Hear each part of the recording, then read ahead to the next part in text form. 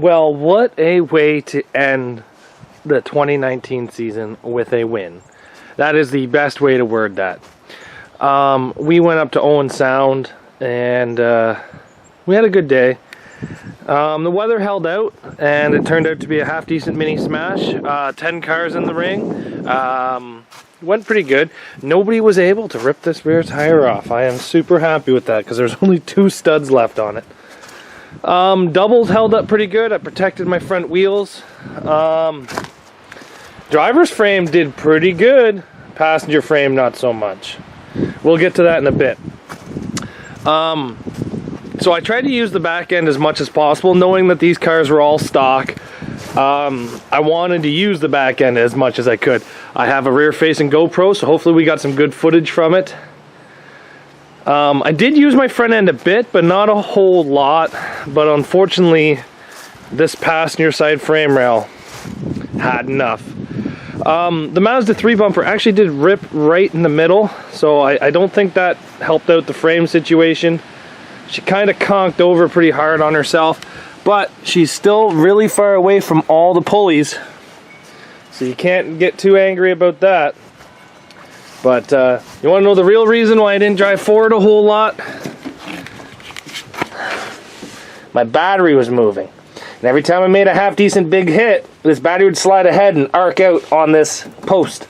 So usually I have a different setup with a smaller bar. I just couldn't find it. So this is the one I put in. And I guess the battery's loose. Yes, it is. So whenever I was making a half decent front end hit, I'd have to hold on to the battery so it wouldn't slide ahead and turn the car off. Speaker deck is still really good shape inside this car. It hasn't even came into the gas tank protector yet, which is always a nice thing. I was thinking about taking this thing back to Owen Sound today to run it in full size, but by the time I got home, it was 9:30 at night, and it was dark, and let's face it, this car would need quite a bit of work. I'd like to try to straighten that out a bit, put some plates on it, put a different bumper. I was told that my radiator lost water. I haven't even looked at it. I haven't even opened the hood. So I'd like to see what's going on there. And honestly, I have to leave here by 9:30 in the morning. It's a 2-hour drive back to Owen Sound to run with full size. So I was just gonna save it for another event. There's gonna be some winter events coming up, and we'll probably just save this car.